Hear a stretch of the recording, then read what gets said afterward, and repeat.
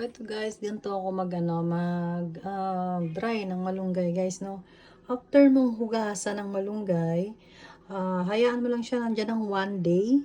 Ayan, ako lagi kong ginugupos siya, tapos ihahang ko lang siya dyan.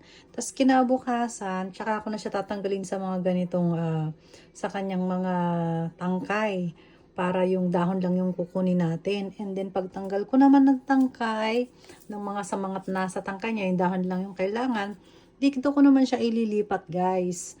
Tapos ibibilad ko siya sa yung hindi masyadong naaarawan at hindi rin sa labas, sa loob ng bahay. Baga parang yung nai-spot lang ng araw. Yung tipong ganon guys. So, mas maganda kasi yung ganon kapag nagda-dry ka ng malunggay kasi yung color niya mananatiling green. Hindi siya magdidilaw.